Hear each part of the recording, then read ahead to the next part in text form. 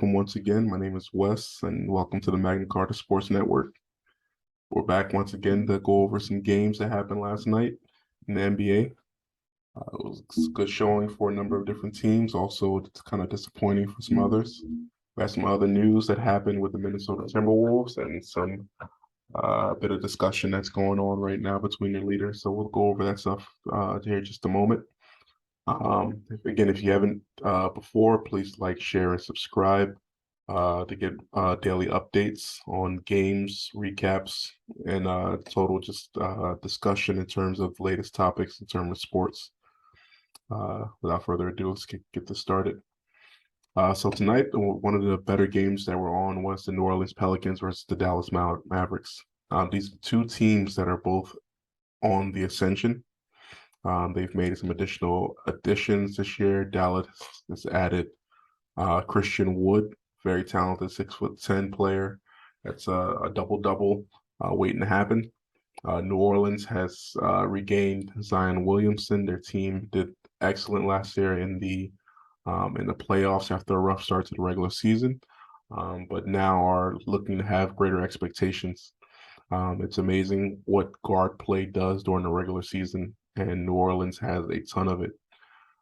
So tonight, the final score was 113 for New Orleans and 111 for Dallas. Leading scorer Luka had 37 points, 11 rebounds, and 7 assists. Spencer Dinwiddie with 24 points, Christian Wood with 23 points and 6 assists.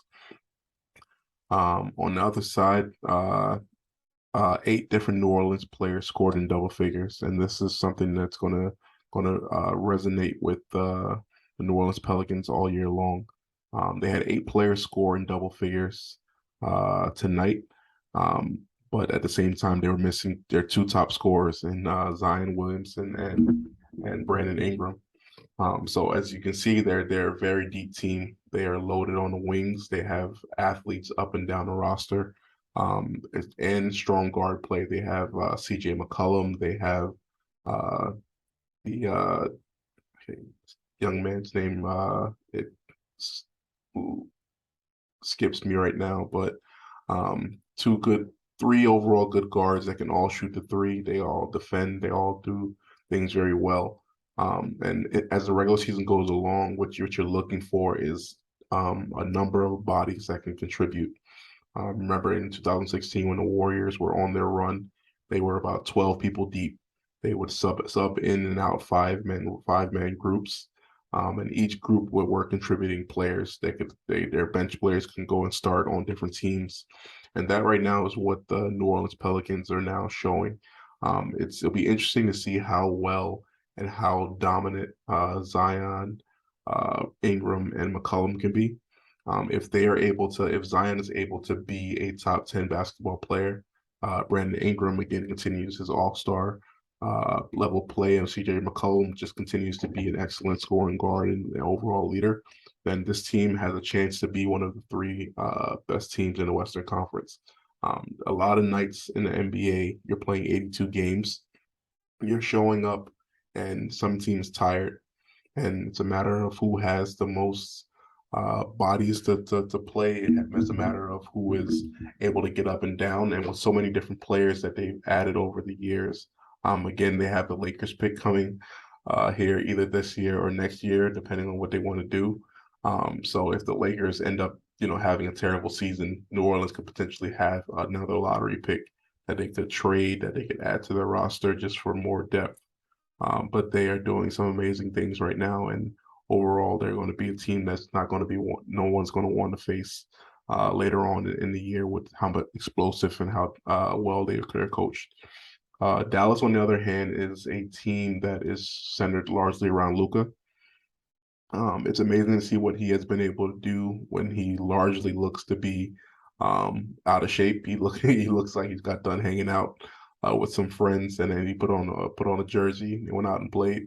A lot of people are saying he's in the best shape of his life, and I turn on TV and look at him. I'm like, guy looks like he could definitely lose another 25 pounds and drop some body fat. So it's just amazing what is it that he's able to do among some of the best athletes in the world, kind of getting to his spot. He's such a big guy at 6'8", 6'9". He's good enough at shooting the three, and he's a high volume 3-point shooter as well, whether it's off the catch, off the dribble. He's able to do a lot of different things. But overall, this game was decided again in terms of that guard play and the defense. Troy Murphy, the third, he had an excellent game with 22 points. He's a sophomore this year after being drafted by New Orleans last year. Herb Jones did an excellent job. They have a number of guys that are 6'9", 6'10", that can defend on the wings at elite level, and that's going to frustrate a lot of people. CJ McCullum had a rough shooting night. I think overall he was 6 for 20, but he ended up with 14 points and 11 assists.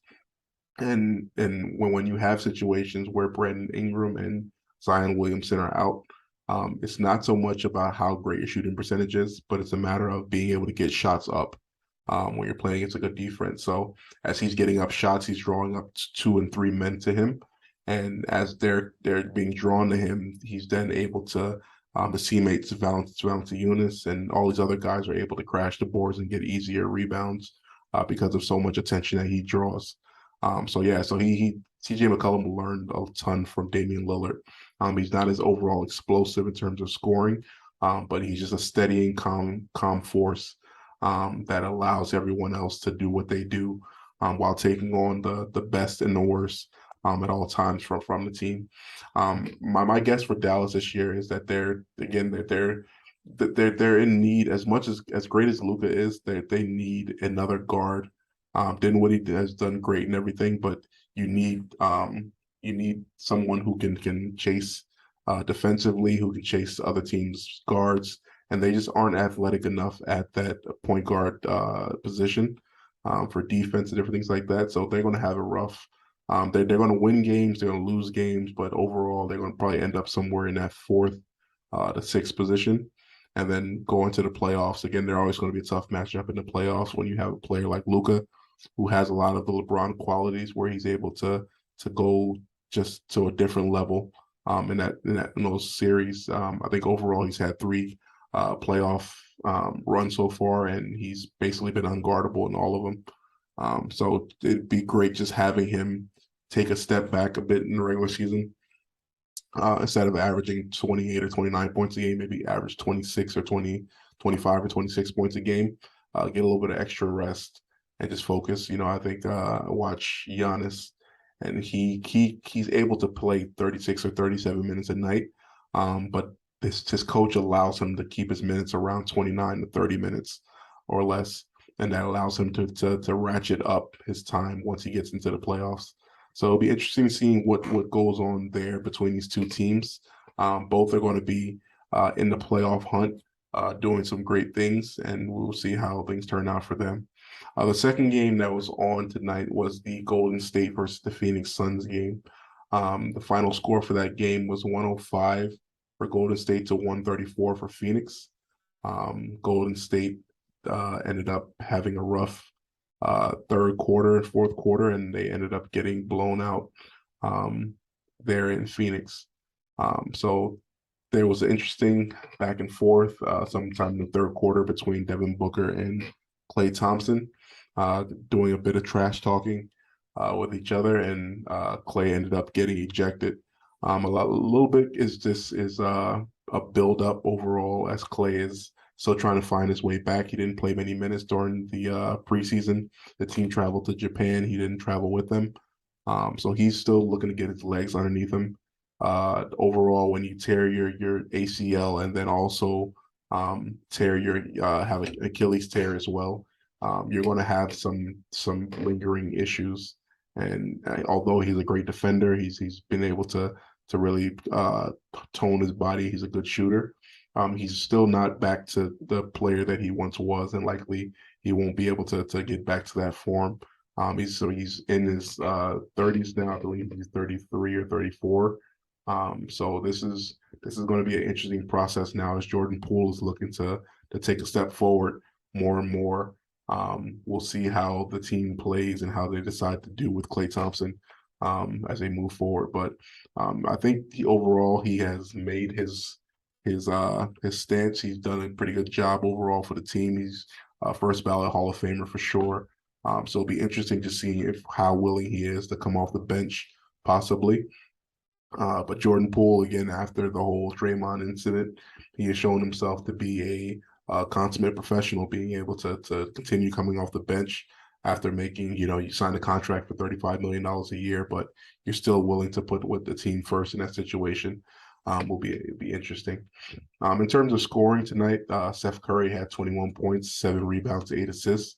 Jordan Poole was 17 points, 5 assists, and Wiseman with 12 points. I think he's going to be, if he's able to stay healthy, he's going to be a great addition to the team overall. The Warriors in the past few years have been kind of defined by small ball, being able to be able to have multiple 6'8", 6'9" defenders on the floor, and to guard that way. James Wiseman is likely look like the first of his kind in this particular iteration of the Warriors, where he's 7'1". He's a 7'2" wingspan, and he can get above the rim for a lot of lobs. So he adds another element to their team that they haven't had before. His development will be very important overall to the Warriors team, but they are really missing their players from last year. They added JaMychal Green this year, and they added um, Matthew DiVincenzo. But those players are not the defenders that Gary Payton Jr. and Otto Porter Jr. Were last year. Gary Payton Jr. is one of the 7 best defenders in the NBA. He could guard the other team's best point guard. He can guard some bigger wings and different things like that. And he also was really athletic, so he added a number of different elements to the team that they currently don't have on this current roster. And you're seeing that a bit here when the starting 5 takes a break. They just aren't athletic enough and aren't experienced enough or have enough grit in that second unit. Jonathan Kuminga is still in the process of learning. I think he's just about 20 years old right now. So it's still a bit unfair to ask him to be all the way ready to contribute in a way that the Warriors need. But the Steve Kerr and the team look to be using this time as an opportunity to overall just develop those young guys, Poole, Wiseman, Kuminga, and Moody. They're going to be tried by fire because the playoffs are coming, and they're going to need these guys to be ready to contribute, as they have lost a bit of depth on the wings. The Warriors still have an opportunity. They still have a bunch of first round draft picks and different things like that. They're able to bundle a few of these players together, maybe go out during the trade deadline and pick up 1 or 2 guys. Moses Moody, I think he's the one where I look at and I'm like, he doesn't look like he really has an overall fit there. He looks good, but he could be someone that could definitely be added and packaged and upgraded to another position. So we'll see what the Warriors do at that trade deadline. The Phoenix Suns, they're someone that I expected to take a bit of a step back, but so far have been doing so well. Devin Booker had a pretty strong night with 34 points, 7 assists.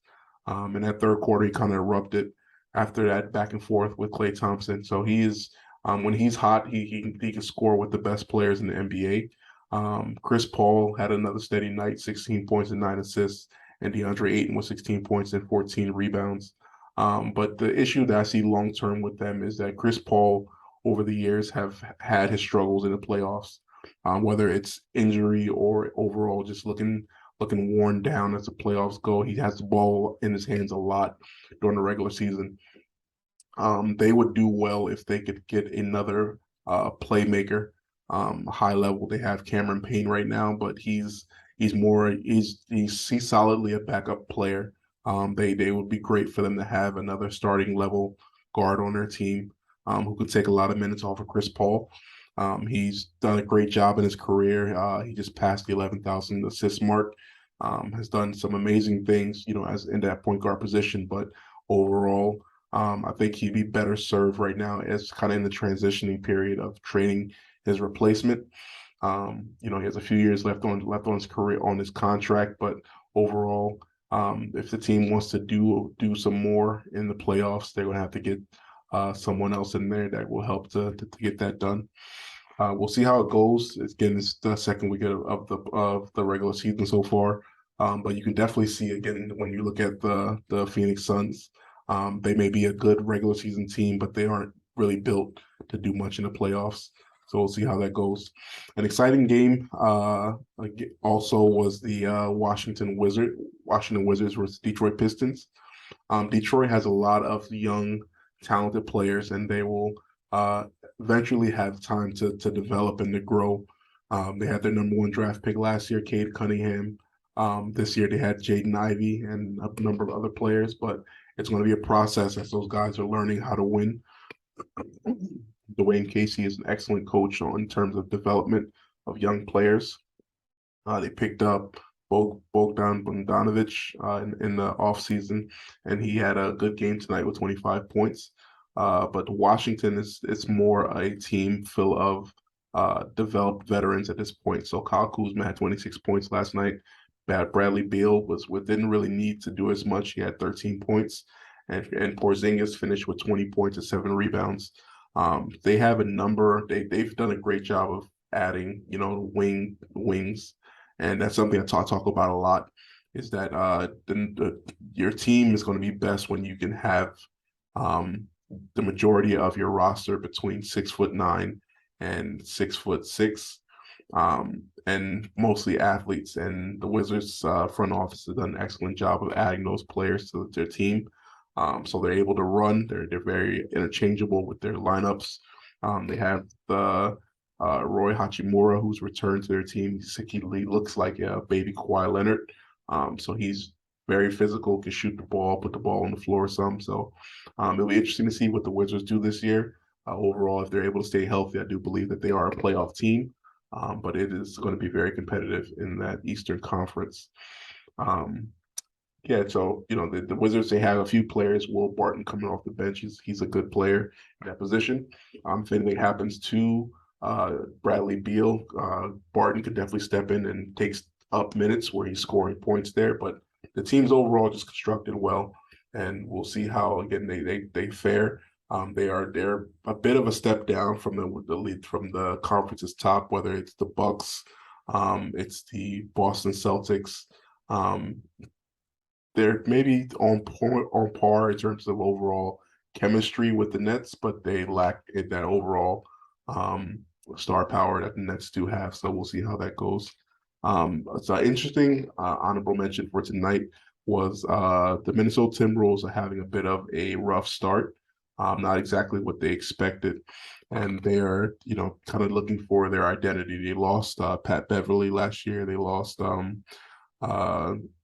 Malik Beasley, Jared Vanderbilt, a whole bunch of players that brought a lot of the grit and toughness to the team. And they've added Rudy Gobert in their stead. They're trying to figure out how exactly to handle the new lineups, how to work together. And something I said in my initial overview of the season and of their team was that they could definitely use a attacking guard at a point of contact. So with there, they have D'Angelo Russell right now, but he isn't really a defender very much. At this point right now, I think he'd be best served as a 6-man coming off the bench, adding a bunch of scoring, a bunch of stuff, and a bunch of juice to a lineup. But what they need right now is a defender and a distributor at that position. And you look at their roster, they really don't have one at this time right now. So Karl-Anthony Towns, he had a press conference last night, and still in the way of learning about leadership, he kind of called out Anthony Edwards, talking about, if he needs help, I can teach him more about dieting. He can't be walking around eating Popeyes, different things like that. Supposedly, Anthony Edwards talks a lot about eating at different spots, and many of those places are not always great for the optimal health for a professional athlete. They're definitely a bunch of young guys that are looking for their way. Still a bit of a friction where Karl-Anthony Towns still feels like it's his team, but everyone kind of realizes that Anthony Edwards is the overall best player on that team. So it'll be interesting to see what happens. they'll probably go through this year and hopefully things go well. If not, they expect changes. D'Angelo Russell and Karl Anthony Towns could possibly be on their way out if things don't go as expected. Minnesota should be able to recoup a pretty good haul after they've given up so many different players to pick up Rudy Gobert, just adding players to that overall roster. So the Wolves are overall a younger team, and they should be able to compete for years to come.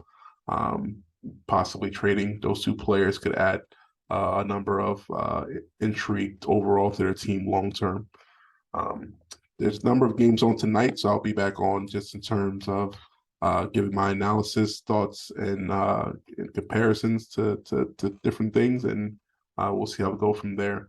Again, thank you so much for listening to the podcast, and we'll look to continue bringing content.